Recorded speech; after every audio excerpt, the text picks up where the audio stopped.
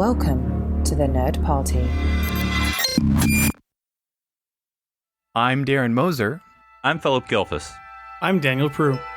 And this is City Alpha 3.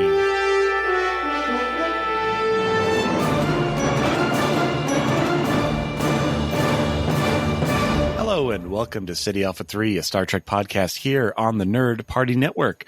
I am Darren Moser and am joined, as always, by my two fellow strandees, Philip and Daniel. Gentlemen, I know our planet has gone through a temporal vortex for the last couple of weeks, but now it has emerged on the other side. Nothing is different.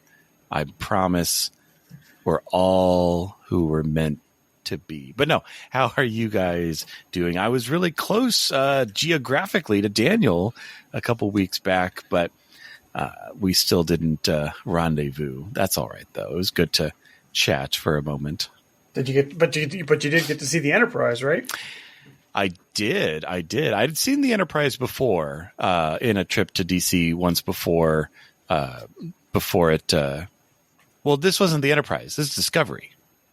No. Did you see the Enterprise? As in sorry. I thought you were talking about the shuttle. No. Yes, I did. I went to DC, and it was I got to see the TOS Enterprise, and I got there right before the top of the hour, which is, I guess, when they light it up for 5 minutes to conserve the impact on the model. So, yes. So we'll know when the burn is happening. The model goes and just disappears.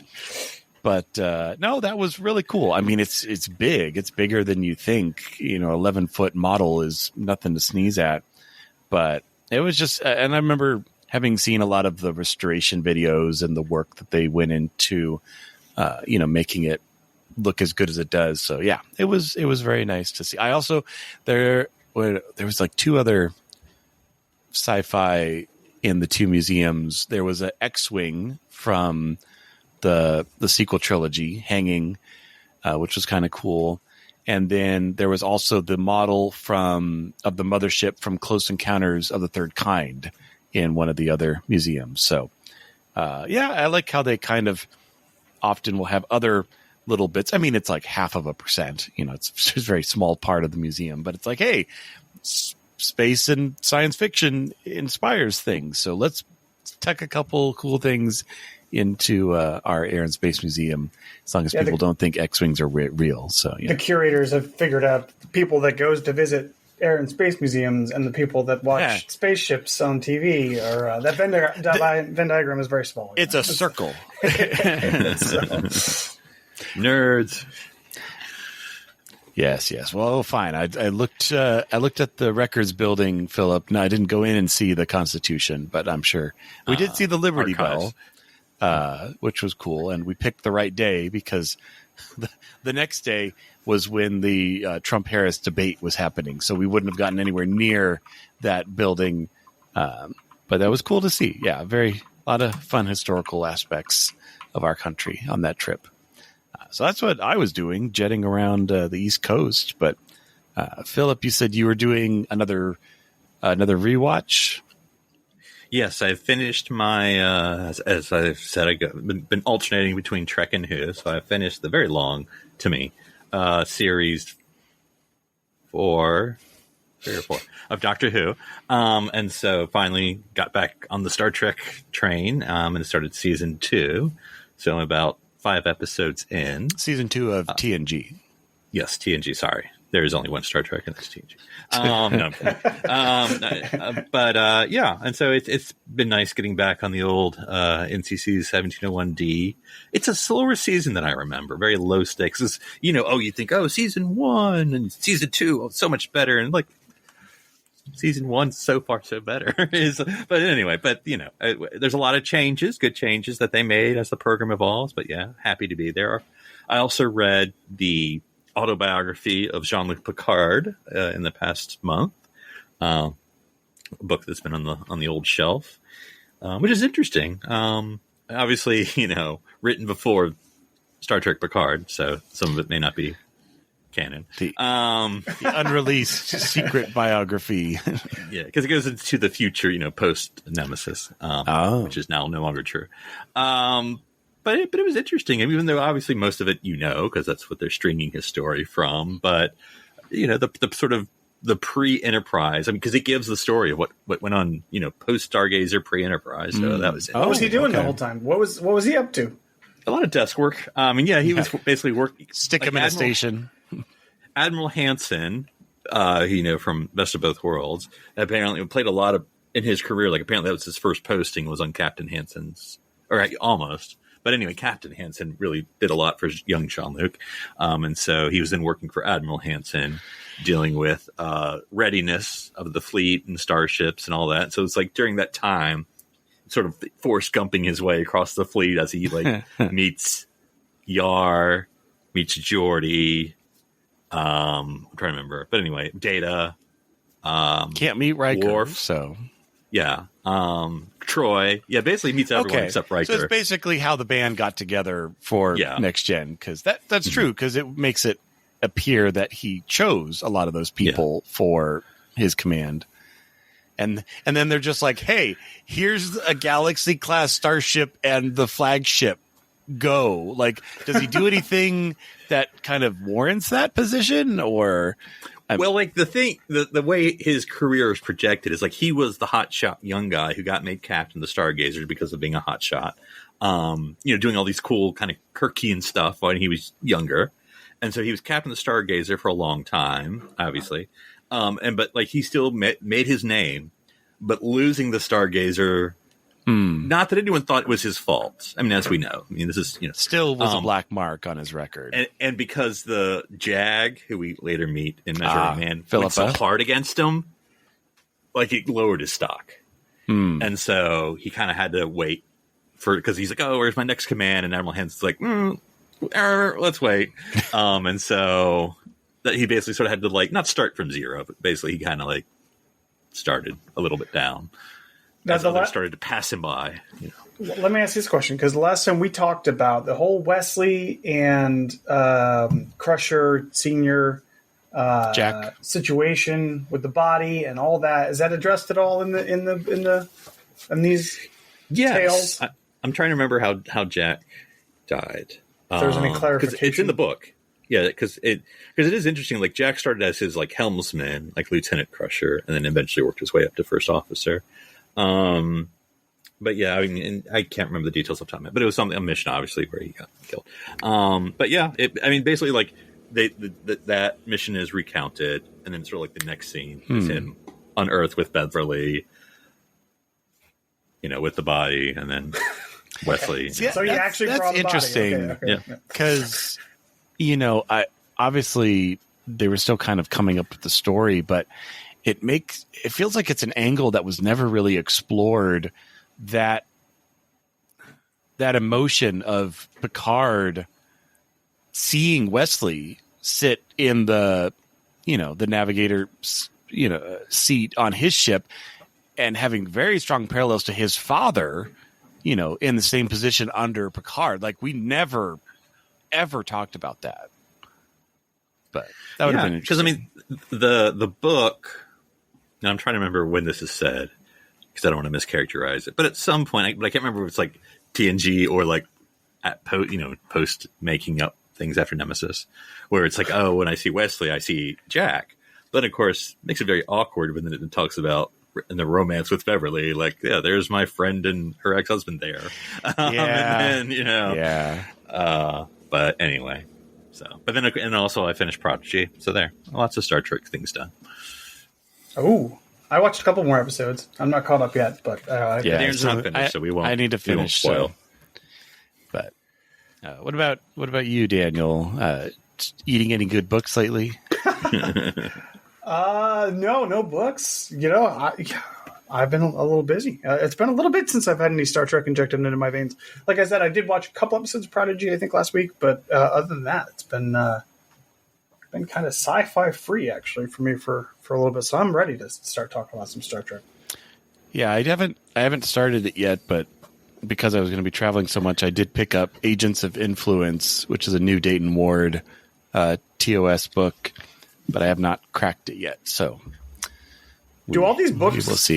do all the TOS books, and I'm sure all of that, saying all is reductive, but do a lot of these books, do they just take place like after the right after the show, like still during the 5-year mission? They just have like infinite amount of adventures that they just went on. Basically, I'm trying to remember some of the other ones I've read, but it's not like Sulu's on the Excelsior or anything like that. Like it's all the TOS Enterprise. It's not even the A or anything like that. So, but it's just like, which is interesting because that is kind of a different vibe than like a lot of the TNG books where it's all about what's happening after and how things are progressing and changing. And, it's, although maybe there've been one or two that have been like, this was between this episode and this episode. And there's a whole little story, of the good old 1701D, Pulaski's there and everyone's like, what? No, I'm just kidding. No. But we are back chatting about TNG. And so I was trying to think about, I was trying to pick a season because often, or two other times on our podcast here, I've had us look at a complete season of TNG or DS9 or basically Star Trek and whittle it down to 10, thinking of, these modern stories, everything is done in 10 episodes. That's all you get. No other ways to pad, no filler, which I think is a crazy thing to say because that term doesn't mean what you think it means. So we've done TNG season 4. We've done DS9 season 4, which was really an interesting discussion. So I said, well, season 4 seems to be where the sweet spot is.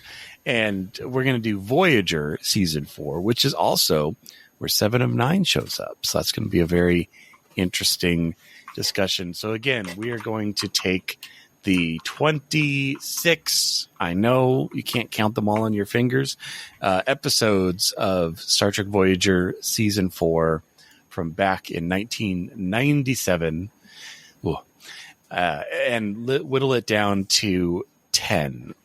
So, if I remember the unwritten rules for this game that I just made up, we aren't counting the first and the last episode because that kind of, if it's a two-parter, you are allowed. No, this is the problem if we keep doing this forever.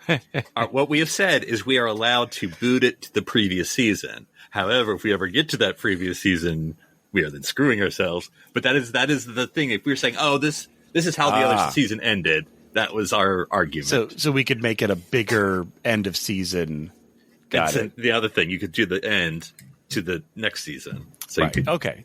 Because we start with Scorpion Part 2, which is kind of important as it establishes, 7 of 9 on but we could just say, they did a 2-part at the end of last season. That's it's true. Nice and neat. That's true. Well, I think this also should help because the last episode isn't really a 2-parter. So I think we'll be safe on that. So for now, I guess we can or keep if we're Scorpion. really thin, we could pull in part 1 and pull the reverse. Yeah, reverse it. I mean, my God, this had 10.28 million viewers. Scorpion Part 2. Everybody wanted to see what was happening to the USS Voyager on UPN channel 8. But dun, dun, dun, dun, dun. All right, so we'll bypass Scorpion unless we need to. We do the quick yes and no first time. So we'll just say yes. First round. If both of you say yes, we keep it, or if all of us keep it. If there's any no, we don't, unless we have to circle back around, I believe. All right, the gift. Kess's mental abilities develop to the point where they endanger Voyager while the Doctor and Janeway slowly help 7 of 9 cope with being severed from the Borg. So this is... Where'd Kess go if you get rid of this? Yeah. And is this where she also pushes them forward? Yes. Or that's where she comes back No. Yeah, that's the next one. But But yeah, this is the gift. The gift is pushing them forward. And of course, it's very pivotal because as you all remember, we all kept maps during Voyager. Let us know we did. How much to advance the Voyager. But did it actually matter? Spaces. It didn't actually really matter in the end, right? Because we were still in Borg space, right? We didn't get out of Borg space. That was probably it. They probably cleared Borg space. That was probably it. But it's not like we didn't deal with the Borg every other episode for the next rest of the series. Well, that's because we brought a Borg on board. So. That's what I'm saying. That's what I mean. Like, so I think they said 10 years, right? Didn't they say that she knocked off 10 years or something like that? Mm-hmm. But ultimately, that didn't matter. She hurtles the ship through space, ending up safely beyond Borg space and 10 years closer to home. Yeah. But what I'm saying is I don't think it actually matters because we deal with Borg every other episode for the rest of Voyager. And I was going to say, clearing Borg space doesn't mean what you think it means, because they still show up quite a bit. And it meant they could choose how much Borg they wanted. Now they ultimately chose a lot. But, Right. Just saying. I'm just saying. All but right. that's okay. I'm saying yes for now. Yes. I think structurally we kind of have to keep it because it explains where did Kes go, and also, as we said, justifies a little bit less Borg around this. So, all right. So we'll hold on to that. Day of Honor. B'Elanna tries to observe the Klingon Day of Honor, and the warp core is lost. Yeah. See, I will admit, guys, a lot of these I had to look up a lot more. Like I maybe I haven't done a rewatch in a while, but they're less percolating in the memory than I would have liked to say. The only thing I can remember when you said the warp core, I remember she just has the worst day. Everything keeps going wrong. Oh, this day can't get any worse. Terrible, and then no loses good, the warp very core. bad day. Yeah, basically. But I can't, because I would not imagine she actually wants to do the Day of Honor. I mean, I assume she was trying to avoid it. Well, she doesn't like 7. So that's always fun. And they have to eject the warp core. No, unless I remember something else about this episode. I think yes, just because we get an actual warp core ejection. Okay, so you're like Shax, right? That's your exactly. Yeah. But that's okay. And 7. Well, we see it. An accident engineering forces her to eject the warp core. This is the start, though, of the Tom B'Elanna romance, as far as it coming out, because this is where they're both in their spacesuits, 2 feet from each other. That's how this ends. Hugging each other in space or whatever. Yeah. And then they beam. Yeah. And then an alien shows up. Yeah, it fires on the shuttle, causing a hull breach. They have barely enough time to get their spacesuits on and beam themselves out. So that's the last fourth of the episode. Yeah. Yeah. Well, and then that's the core of it is them waiting, and then Voyager has to go find them. Limited amount of O2, but then being held up by, they basically, the aliens steal the warp core and they're wanting to barter, and we're like, hey, I vaguely recall this. Yeah, no, it's okay. But as they're getting dizzy, they say their goodbyes, and B'Elanna insists she cannot die without telling Tom the truth, and that she loves him. And then Voyager beams them up. Far episode? Gosh. Yes, because that was the one that ends with the Borg tease, right? Oh, you're right. Very good. So, yes. So that was the end of last season, I think, and this was right. Yeah, you're right. Sorry, this isn't the beginning of the romance. This is where she says, "I love you." Yeah. This is the explicit. Yes, it wasn't just the Pon Far. The next episode is going to be the awkward. I mean, if you didn't mean it, or we were going to die. Oh, they have that. Don't they have that in the turbo lift? Don't they have that very conversation? I'm pretty sure. It was the next episode. Was it? Yeah. Okay. Because the episode does end with them being beamed, and then that's the credits roll. Yeah. So okay. So, what's our vote on Day of Honor? Yeah. Yes. All right. Yeah. Definitely. Right. Warp core breach or warp core ejection. Man, that's cool. Well, good thing we can use the other warp core that's in Voyager. It's in all the technical diagrams. What? No, we don't have that. Yes. Well, Nemesis. I barely even remember this one. All right. This is the Chakotay. Yeah. I really can't. This episode twice. Yeah. Because they do this episode, and then it's I think it's in 6 or 7, where it's a memorial. Off the top of my head, is that name of the episode where it's all like the crew. it's like brainwashing and training. Like it's not true. Because it's not shale, but it's something like that where they have verbiage. I mean, look, I get the point of the episode because it's the ugly aliens end up being the good guys and the normal humans are, I don't know, the bad guys per se, but they're not, I mean, it really comes down to the last line of he wishes that it was as easy to stop hating as it was to start. It's like, okay, we see what you're doing. I think this is a pass. So few episodes, but it's not terrible, but it's just not good, if that makes sense. Yeah. No. It is forgettable, which is even worse than being terrible. So I'll say no, Poor Chakotay. So it gets better in Prodigy, so I don't feel as bad if we chop some Chakotay episodes.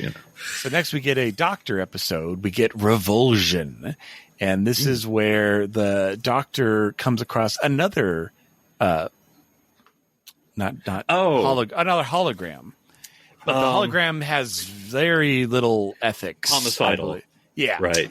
He basically killed his crew. Like it's kind of the whole the ship would organics. The ship would do so much better without them. Oh, I'll just kill them. And he's like, this guy's a psychopath. I need to get out of here.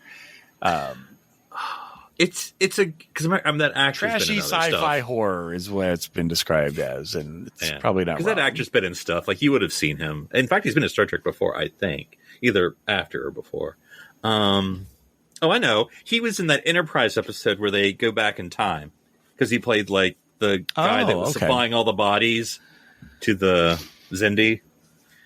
But anyway, I'm going to say yes, but you can talk me out of it. Because they kind of do this episode with the Doctor a few times. They do. It's just not. I have no memory of this episode. Yeah, it's just so forgettable. Got it. Because it's basically the Doctor is identifying more with the photonic being, and right, and they're like, but he's a crazy, and then asserting his rights as a photonic being, which he does. But they do this episode a few times, so they do it better. This is their first try, their first draft. So I'll say no if you say no. Yeah, I say no. Okay. Next, I think it's a pretty much given. The Raven, massive backstory for 7 of 9. We find out how she gets assimilated. We find how terrible her parents are for putting her in this danger. But the conflict it creates of when did the Federation know about the Borg? True. Because unless their parents are Q-Who before, after Q-Who. Let me tell you a little bit about a series called Enterprise there, Philip, because... or a little movie called First Contact. When did we first I'm trying to do the math of how old is 7 and then how many years ago was Q-Who from this episode and then does that time match. Well, but remember, she doesn't have to have been born after Q-Who. The mission just has to be after Q-Who. Yeah. No, I know. But I think she was 5 in this episode? I don't, or in the flashback. Right. 6. Yeah. But again, that doesn't matter. The episode Q-Who took place 4 years prior to this or 6 years prior to this. More than that. Because this is Voyager season 4. Yeah. And this is versus season 2 of TNG. So it's kind of 7, 8, 9 years. Yeah. That makes sense. That after look, as long as the math works. Yeah, I think the math is mathing. I mean, I don't know. Well, whatever. We don't have to do it now, but that's fine. It's directed by LeVar Burton, guys. I mean, come on. You gotta go for it. All right, so we're keeping the Raven. Scientific method. This is I like that one. This is not, do you like it, Philip? This is, do we keep it? I mean, if you're going to keep bad ones, no. Yeah, this is, because this also theoretically helps the Tom B'Elanna relationship, because they're like, well, wait, were we just the victim of hormone manipulation? Yeah. That's true. Why do we want to keep this one? I can't remember what happens in it. This is the one where the invisible aliens are doing scientific experiments on everyone. So they're giving Janeway a headache and not letting her sleep. At the end, she freaks out and flies the Voyager into a sun. between two stars, and they're like, "You have to turn us around." She's like, "Nope. This is the F around and find out part of your scientific experiment." And then they're like, "What are our odds?" Tuvaki's like 1 in 10 or something like that. It's not a bad episode. I think it gives a lot of character, and it's an interesting premise that we haven't seen. I mean, there's always a round 2 if we but round 1. Yeah. All right. I think we'll hold on to it for our round 2. Year of Hell 1 and 2. Wow. Pass. No, I'm kidding. Shush. You're breaking up, Philip. I'm losing your translation. I mean, it has no effect. It never happened. So, why we... I mean, you're not wrong, but yeah. By the way, we'll get the Astrometrics lab. So brand new set. I'm going to throw this out here of where, if we can, I mean, we'll get to this at the end. We can move the placement of these episodes. Because that's right. It'd be interesting if, like, it's episode 8. And then, you think this is for real? Like, just keep Year of Hell Part 1 and stick it as the finale? Ooh. Yeah, so something to think about. Okay. That has possibilities. That's very interesting. All right. I'm going to tentatively move that there. All right. So then we have Random Thoughts. Don't worry, I'll explain it. The badly damaged Voyager hides in a nebula as a skeleton crew attempts repairs. Meanwhile, the Krenim commander proposes a compromise to Chakotay. So, the Krenim, that's the time people, right? That doesn't sound right. I'm sorry. I read part 2 of Year of Hell again. Yeah. Sorry. Random thoughts. Torres is arrested for visiting a world of telepaths where violent thoughts is a crime. Yeah, but it turns out it wasn't her. It was like the other guy that did it. Because it turned into a Tuvok episode. Yeah, he's having to hunt. He's like, hey, don't lobotomize her. Let me do my detective thing. And then he finds like the feelings junkies, and he's like, "Oh, you want violent thoughts? I'll give it to you." Yeah, the black market of bad thoughts. Again, I like that it's a B'Elanna episode. I mean, it's a Tuvok episode, really. True. Yeah, because she's kind of locked up for most of it. Yeah. But I mean, I would say no. But if you're going to say yes, it's fine. I would agree with no. I think we're good without it. Yeah. All right. Concerning flights, aliens steal several key components of Voyager, which are retrieved with the assistance of a holographic Leonardo da Vinci. Oh, yes. So I guess this is where Da Vinci shows up. This is because he gets the mobile emitter from the doctor, I think. Oh, that's right. They steal the mobile emitter, and his program was running. So thus, it's the Janeway Da Vinci episode. He's walking around, and he's like, "Catalina, this amazing place that I am in. What is going on?" I love how he calls her Catalina the whole time. And they pass, they fly off the cliff or whatever. Oh, yeah, because they have they have aluminum and other better technology that he didn't have access to back then. I mean, I'm sure you said aluminium, but go ahead. Yeah, shush you. His British filter is on. Oh, my goodness. I mean... But if you want to give a Janeway episode. Yeah, it's not bad. No, someone's showing his sliders love here. True. Sliders. I can't remember. I like the idea and concept, but I can't remember if I thought it was fun or if I thought it was boring. Knowing you, Daniel, I would think you would find the Leonardo character annoying. Yeah, maybe. It's definitely possible. So I have no opinion. I will go with wherever you guys want to land on it. I mean, all right, let's put it in then, and then we'll maybe second round it because sure, that's our way. Ooh, Mortal Coil. Neelix dies, comes back, and is like, "There's no afterlife." I'm freaking out. I mean, because that's a pretty serious episode. This is not like Neelix is annoying and happy. This Neelix is suicidal. This is on the level of the Vidians, where they steal his lungs and he has to stay, and he kind of wants to die. Neelix has some rough goes, and you get what's her name? Not Naomi. That's not her name. Is that it? Yeah, Naomi Wellman. Yeah, Naomi. And you get, she's little. It's not the regular actress yet. Yeah, little. So yeah, I think it works. I mean, as a part of the Neelix story. She thought she saw a monster in the replicator and only allowed Neelix to tuck her in. Did she say replicator with a W? There's a monster in the replicator, Neelix. You must check under my bed. But it does. I mean, it does also kind of establish that connection. Because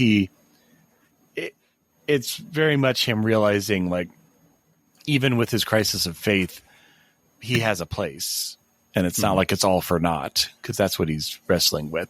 I don't know. What do you think, Daniel? I'm on the fence. Again, this is one of those episodes where I don't have a ton of memory of it, so I can't. It does sound heavy, and I do vaguely remember him getting really upset. But I there's like the tree in the afterlife, and his sister he sees. Yep. I remember. But he doesn't see any part. of that, which is the problem. So yeah, he has a nightmare version of it. What do you think, Philip? What do you vote? I will say yes for now, and if it's a round tour, I'm gonna because it gives Neelix you remember it the most, yeah. So, yeah. And this is still, Neelix will still be around for a while, but he's still kind of evolving. I mean, till the end of the series, but right. I meant like it's not like it's season 1 Neelix, it's season 4 Neelix. So, Mr. Vulcan. Waking moments. The crew becomes trapped in a shared nightmare generated by alien technology. Only Chakotay, through his Native American spiritual capabilities, can save them. Oh, it's an Akuchi Boya. I don't remember this one. Oh, this is the moon one. This is the one where they see the moon in the reflection. Oh. Okay. I vaguely recall it. And then later, it's an Inception. Basically, this is an Inception. Yeah. Because you don't know, Yes. I see the moon. Is this the right one or not? I still don't remember it. Yeah. I think we could probably safely skip it. Well, especially with what we know now regarding the depiction of Native American stuff that was on Voyager. I think we can cut it. Yeah, I think we're good cutting it. Yeah. Message in a bottle. The doctor's program is sent to an advanced Starfleet vessel. Eddie Dick. It's just, it's so funny. Even episode quality aside, right? Voyager makes contact with Starfleet. I mean, that's kind of like the heart of the whole series. You kind of right when he comes back and he's like, I have messages. By the way, you guys all need new uniforms. You will not believe what they're wearing. Yeah. Beep, beep, beep, beep, beep, beep. Need I say more? He comes back reprogrammed with the right uniform. They're like, who are you? Are you our doctor? Oh, fashion moves forward even in Voyager's absence. That would have been the best line for him to say. I think we're all agreeing that it's a great episode and should not be cut. Even Daniel remembers this one. It's a fun episode. So yeah, definitely. And important things happen. Yeah. It's good. It's good stuff.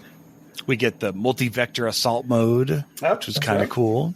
That's behind me. Yeah, it's not ejecting warp cores, but it's splitting a ship into 3 pieces, Daniel. So I mean, how many warp cores does that ship have? Come on. 3.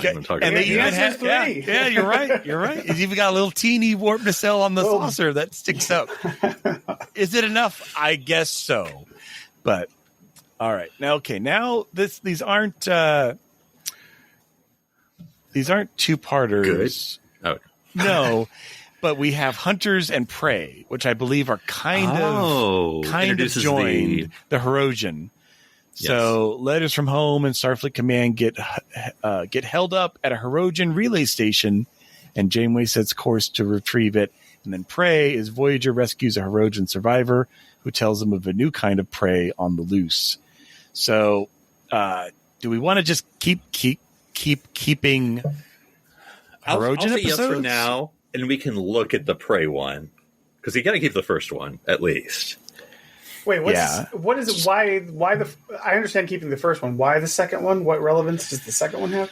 Let's start with the first. What's the new Prey? Let's get so we're keeping Hunters unless we. And because it's Hirogen, we get come on. Their relay stations.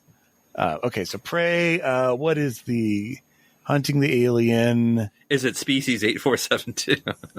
The Hunter corners species 8472 and grapples with. So that's why. we have back-to-back species introductions. It's interesting. Yeah. Okay. Well, no, because Scorpion was 8472. It also was, yes. Because This isn't the introduction of them. no, Okay. you're right. I So think then we wouldn't need it unless there's a specific the reason. conflict is, I think Voyager and Seven are protecting 8472, and the Hirogen are like, we want to kill it. Right. So Have the Hirogen found a way to go into fluidic space? Maybe, basically just doing the Borg. I don't remember it. I mean, I don't. yeah, I do love I think Hunters. we can probably pass on it. Yeah, I do love Hunters because, I mean, unfortunately, it's one of the things where you introduce big and then they don't keep with it, literally, because the Hirogen in that episode are all supposed to be like 7 feet tall. Yeah. And then, like, after that, they're all like normal size. Yeah, you're kind of right. Although Siffy recommends Prey for their 7 of 9 binge watching guide. Jeez. Guess there's lots I don't remember. So, I mean, Yeah. you can persuade me. I don't. All right. I'm agnostic about I think we're starting to fill Hunter. up. Yes. So let's skip Prey for now.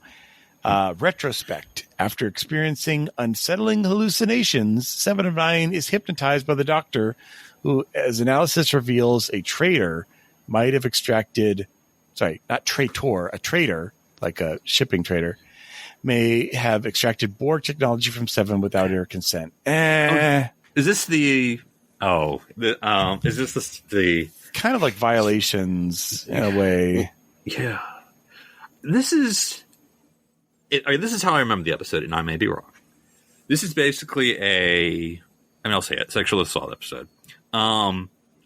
But if I recall, 7 is wrong. Yeah, I think they catch him and they're like, we don't have sufficient evidence to determine your guilt, but he thinks it's a trap. And so he gets attacked and then his ship overloads and it kills him. So she gets no closure. But yeah, I think at the end they're like, we don't really know this poor your guy programming was harassed by these accusations, and I'm like, I don't know if that's the most. I mean, I'm not saying, but I'm just also not saying. No, I agree. I remember the message being muddled at the end of it because I'm like now I don't know who I'm supposed to believe. It's kind of like the Voyager conspiracy where like we can't. She's an unreliable narrator in this story, and we can't quite we're not sure, but it's like there wasn't. It's kind of a. Yeah, and it's because like basically 7 makes these accusations, and everyone, obviously her new crew, come to her defense, and then the story kind of gets holes into it, and then you're like, so it's like one of those. Maybe we just shouldn't do this if we don't know how to do this. So I would say no. Yeah, I think it comes down to false memories, and I think it's also being rated as one of the worst of season 4. So let's skip that. Pretty safe, the then. Killing Game. The Hirogen implant devices on the crew, making them believe that they're part 1 and 2, right? Yes, it is a 2-part. It's listed here as the World War 1819. I think it was just one. Oh, a special. This is a special. I bet This it was was like a special. It was like a 2-hour special movie. So we get to keep it for one, guys. No, Yay! Memory Alpha has it in 2 parts. Wikipedia has it as one. How it was originally aired versus how it was re-aired. You know what I'm saying? That could be because go ahead. I was just going to say, I mean, we're very well aware of like what the episode is. Like, you think about it, and it's like it's very distinctive. The Nazi alien holodeck episode. But I will challenge. I'll just say this. Sure. Is there, other than it just being like a good, fun episode, what else did we get out of it? Are we getting anything out of this? We get 7 of 9 singing. We get to be pregnant, as she was in real life. Right. How does that happen in this episode? That's this episode. Yeah, so her holographic character is pregnant. Right. But it's because she actually was pregnant, and it wasn't Dr. Bashir's fault. Because I don't remember anything of consequence happening. Really, like. It's just we got to take back the ship, and take back the ship episodes are usually good. Well, I also like the fact that I really like the second part as well, because what second part, Darren? You said it was one episode. The later half, but I like how 7 is like we find that she's been tasked to kind of keep they've turned half the ship into a holodeck, and it's starting to go bad, and they're trying. Like, I just like that concept of them turning Voyager into a holographic ship for this purpose. So And I just then like the whole overall the rest of the season story. Of course, the ship has to be repaired, and we see that No, throughout. no, it's all back to square one. Is that? Oh, Yeah. okay. All right. I mean, I say keeping it just because I say I yes. can't see a reason not to. We can put it on the chopping block, but I'll say for now. You would definitely see a reason if it counted as 2 parts, Darren. That's all I'm saying. I'd say asterisk at Darren, because if we are doing it, it's going Sheesh, you guys. production. Because I mean, are you going to say if we keep it and it's 10 episodes, it's not really 11? I mean, you know. I will say that. That's exactly what I'll say. All right. So next we have Vis-a-Vis. An alien shuttle with a prototype propulsion system suddenly appears and requires assistance. Paris is restless and volunteers to help the pilot, Steph, repair the shuttle. This isn't Alice. This isn't that one. No, I thought, is this the one where it's the where you kind of have, well, you almost have to keep it for prodigy purposes? Is this the fake ship where it turns out to be the one that's actually going to take him back to the Borg because the guy's out for revenge? The The Dauntless? I don't think so. Okay. Yeah, none of this sounds familiar to No, me. it's not. I don't know anything with They're this. restored to their proper bodies, and the alien, now trapped back in the woman's body, is taken into custody, and Seth is tracked down. It's a weird body swap episode. Oh, it's a body switch killing episode. I'm good. Like I barely a even murderer. remember it. Nope, I'm just skip. yeah. Ooh, okay. Episode 21, the Omega Directive. It's kind of cool. Like the whole, I mean, I remember first watching it where they're like, Captain's eyes only. You guys can't hear. And we're like, what? Like, we're the audience. Of course we can hear. Nope, you don't get any information. I mean, it does introduce something to the canon of the larger universe. That's something that even outweighs the Prime Directive. I'm not saying that necessarily argues for keeping it necessarily. I mean, because it is not necessarily like anything dynamic about it other than, other than Seven, like, engages kind in of religion. religious. Yeah, which is kind of cool. So, I mean, I would say yes, but I probably won't be married to it in round 2. I don't know. What do you think, Dad? Do you remember this one? Yeah, I definitely remember it, and it may be in my mind that I'm making it sillier than it was, but I just remember getting annoyed, like, with this concept of this molecule that will destroy everything. It's like in a world of the burn, this is nothing. That's what I'm saying. That's what I'm It's saying. an overpowered molecule, Daniel. It's like a This is exactly what I'm defiant. saying.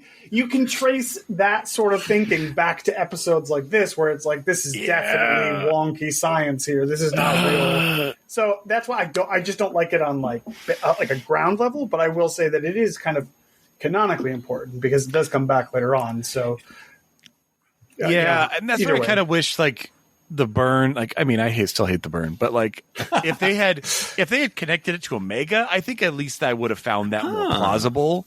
Nice. Like, you already have a destroying subspace kind of thing. Now, that's what they did. They didn't destroy subspace; they just blew up dilithium.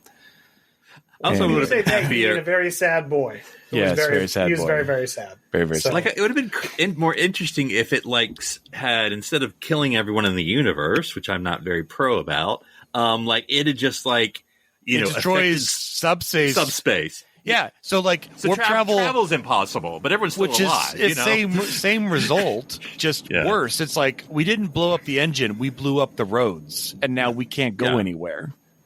And so that also would mean that Discovery could still do its thing and still get around. Yeah, and then maybe they find a way to heal subspace. that's right. Anyway, The anti-omega molecule. the alpha directive, alpha molecule. I mean, it feels like we're kind of on the fence. I mean, you can say yes, and then round we'll say 2. yes, and then round 2. Unforgettable. An alien female from a cloaked ship asks for Chakotay episode. by name Yeah.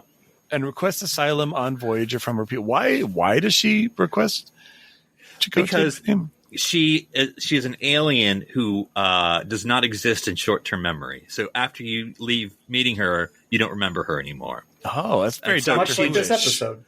Yeah, she and Chakotay fell in love, but when she left, he forgot her. And so when she's in trouble, but then I think something reverse happens. This also has Andrew Robinson in it, which is kind of cool. Oh, really? Oh, I remember her being a famous actress whose name I'm blanking on. Virginia He was the director of the Madsen. episode. Yeah. But yeah, I say skip. Yeah. Well, Yeah, just it's a like her tricky- leaving, I kind of forget it. So Yeah. It's a Chakotay romance episode. So, I mean, again, I hate to hurt the character, but that's what it is. Skip. it was also directed by Andrew Robinson. That's kind That's what I just said. well, I was saying he was in it. Nah, I don't think it was. Sorry, I'm misreading it. It was directed by him. I was misreading that as he was in it. So I got Yeah. All right, Living Witness, yes. Curian Museum Well, curator, 700 years in the future, hopes a Voyager relic containing a copy of the Doctor. So it was Warship Voyager. It's a pretty decent episode. Without knowing who the Doctor is in Star Trek Academy, we may need this one. Yeah, I mean, I doubt That's true. I feel like they That's wouldn't true. pull from him, but it's a fun I episode like it. anyways. Yeah. All right, I'd say keep it. It's a good one. It's like a bottle show without a bottle show. Like because everything is different. Like it's a very interesting concept. It's as close. It's a good Mare episode without being a Mare episode. You're absolutely right. It also is something that you could only do. Like, I love it when we do episodes where, like, this would only work because we have the Doctor, because we have a hologram that could, it's like in the Orville. There's the episode where Isaac goes on the planet for 700 years because he's an android. Like, he can do that and not die. Like, so. All right.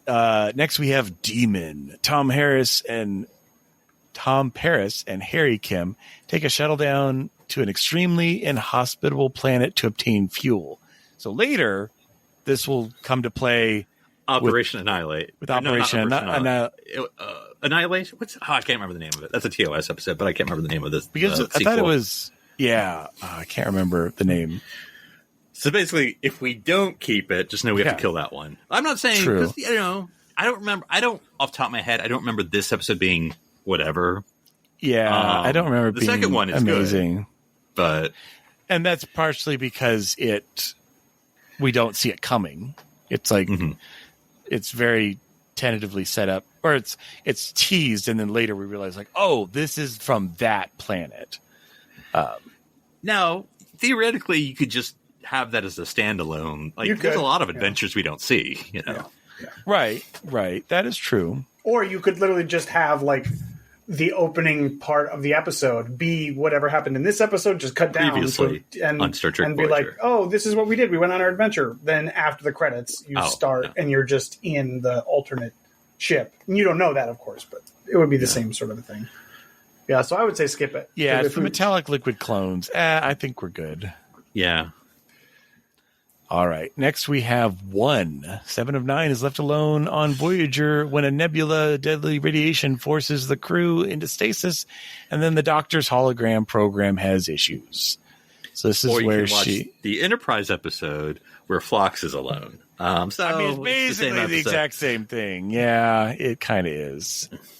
Which that one's better, but Make some curtains for that porthole. Yeah. It's. I mean, I forget. Does she imagine someone, and then everyone is still in?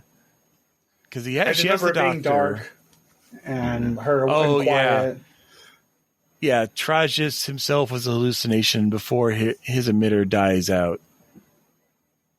Yeah, her hallucinations get worse and worse. whereas Phlox just imagines to She feels very alone. Yeah. Well, that's also a hallucination, I guess. But it's literally the same episode. It's literally the same episode. I'll say no, but if you're like, 7 doesn't have an episode this season. It is then kind say of yes. progressing her in feeling like I don't want to be alone. I don't want to be one, because which I get, freshly apart from the Borg, she's like, I don't want to be around anybody. I want to be by myself. I haven't been by myself ever. And now she's like, okay, too much of a thing. So, I do not care for it. I say skip. We can skip. 26. Hope and Fear. Paris and Neelix return from a mission with a passenger named Arturus, who knows more than 4,000 languages. He manages to decode a message. Bored already just reading this. Dauntless. A decode the Starfleet that lead the way home. This is the finale of the season. It's probably the Dauntless. Oh, yeah. Bridge of the Dauntless. This is the Dauntless one. So this was the original ending. And you can see why. It's a promise of going home episode. Right. Very Star Trek-y. I mean, it's a good episode, and I like the whole. I mean, you kind of feel a little bad for the guy, but he's, trying to kill our people. So yeah. I'll say. I mean, yes. I say keeping it. I think there's interesting ways of where to move it in the season, but that's another. Right. All right. So let's count up what we got. 1, 3. 2. No, kidding.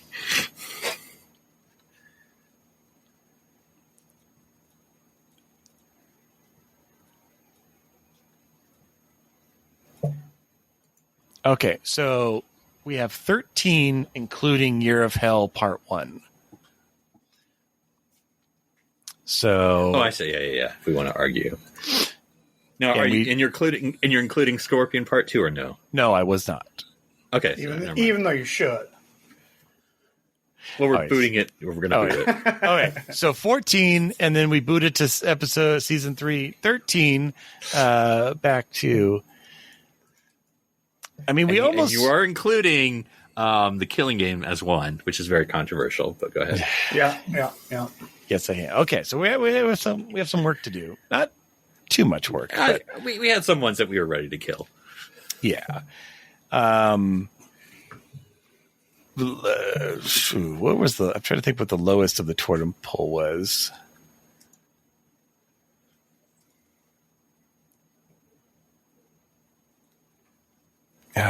Yeah, they're not bad.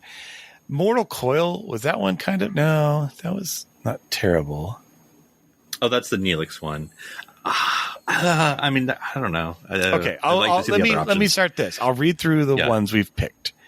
Okay, The Gift, Day of Honor, The Raven, Scientific Method, Year of Hell Part 1, Concerning Flight, Mortal Coil, Message in a Bottle, Hunters, The Killing Game 1 and 2, The Omega Directive, Living Witness, the Hope and Fear, and that's it. So I mean, those are all decent. I don't know. Well, maybe we start with how we end it, because that's going to dictate. Like, I mean, we had mentioned, do we want to move Year of Hell versus Hope and Fear with the promise of getting back? What if we compromise? Year of Hell Part 1 is how we end it. But then where do we put Hope of Fear? Like, we move it like in the middle? Just get rid of it. Cut it. Or we could cut it. I mean, it does go nowhere. I've already forgotten what Hope and Fear is. That's why I don't even remember. That's the Dauntless one. Oh, okay. Oh, no. Yeah, that would be like the penultimate one. Yeah, that was the original finale. Yeah. I'd say penultimate one. So like that, okay. And you're like, oh, okay. And then the next one is like, dun, dun, dun, dun, big budget. Right. Okay, I'm fine with that. You fine with that, Daniel? Yeah, works for me. Because then we lose Year of Hell Part 2 to the next season. Right.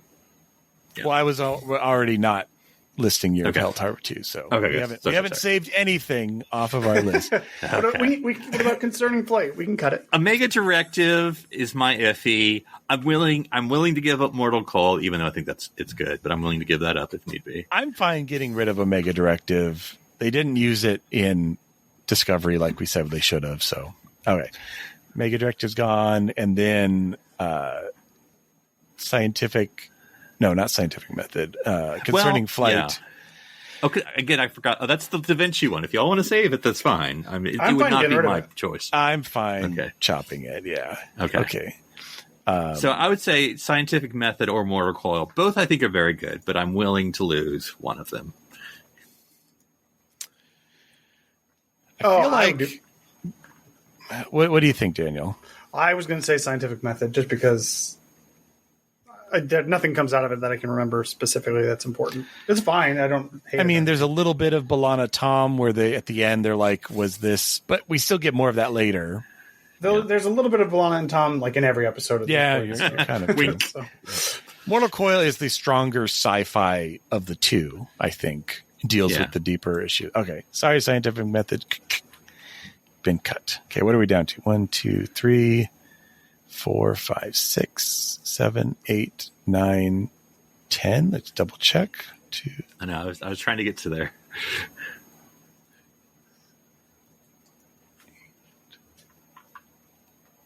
Okay, that's 10. But now the main question that is including Killing Game. Killing Game. So do we count that? Derek, as one? You have to talk to the network that you're funding 11 episodes and counting it as 10. The Hi, Dad. The actors aren't going to be happy.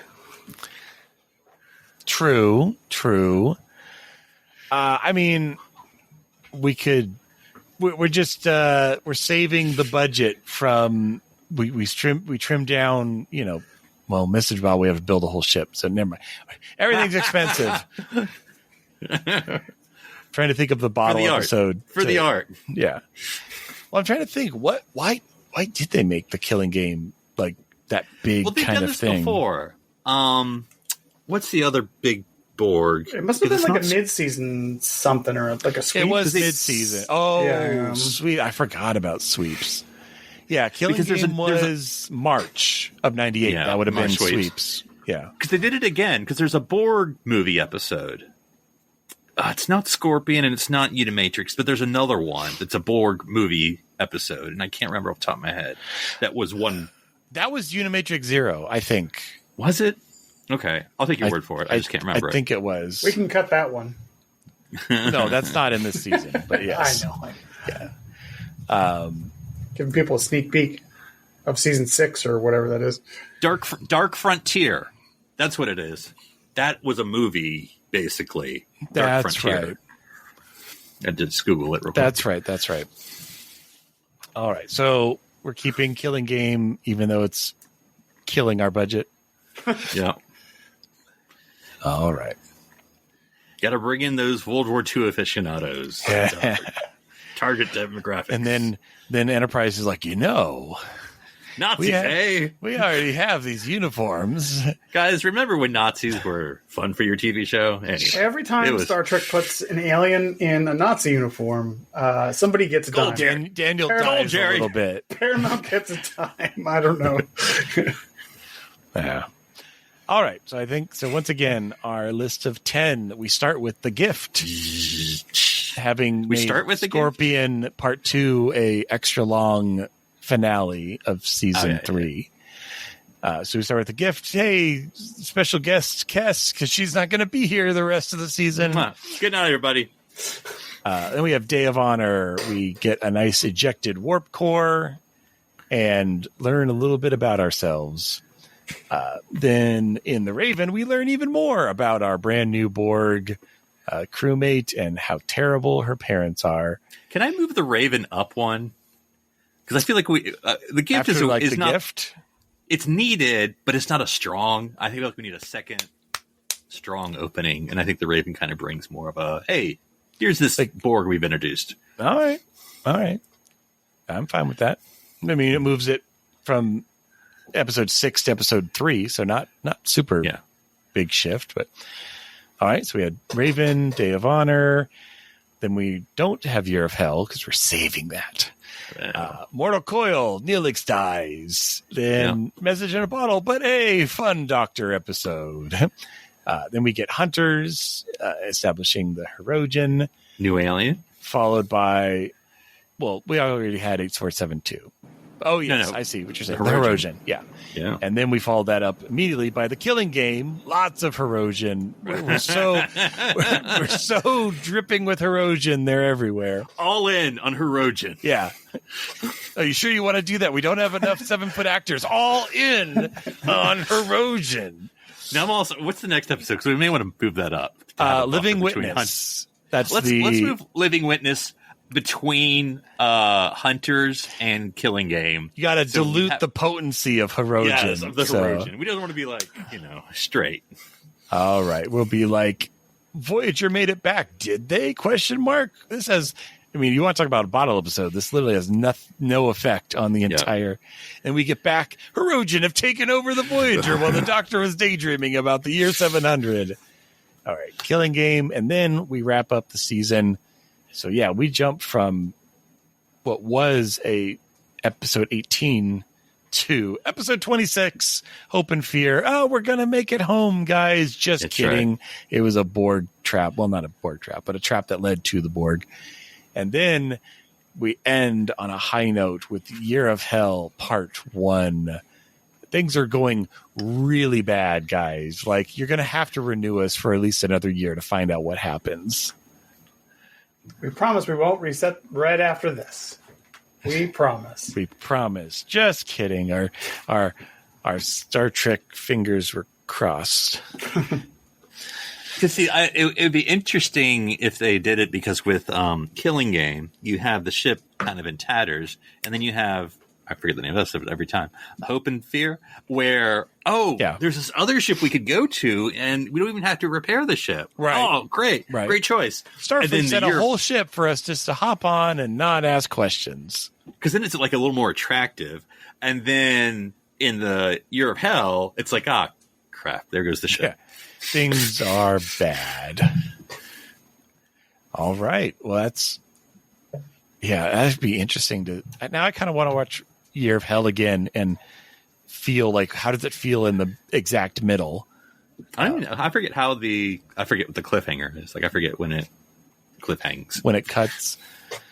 That's a good question. I don't remember either. But that's all right. All right. Well, that is our 10 for 10-ish of Star Trek Voyager Season 4. We'll probably revisit this again at another time with another season. Not a newer season, guys, because those are already whittled down to 10. We don't even have to do this exercise, but there's still Enterprise and even TOS if we wanted to touch on it. Yeah, that Season 4 was, whew. Yes. Good point. All right. Well, if someone wanted to find you, Philip, and ask you about your Season 4 of TOS, where would they find you? They can find me in an animated universe on Instagram at CAPTSFUFP. That is the right answer. And Daniel, if someone wanted to find you and add up all of the Lower Decks episodes into a full 22 episode season, where would they find you? They can find me on the internet at OneUpDan. That's the number one. As in, I can't believe that you're using Killing Game as only one episode, but that's fine. That's fine. That's all right. And if someone wanted to find me to talk about science fiction and how Killing Game is totally one episode as God intended, but not Neelix's God, they can find me at drsci-fi.com, DRSCIFI. Well, I'm Darren Moser. I'm Philip Kilfus. I'm Daniel Prue. Stranded here, quibbling over semantics on City Alpha 3.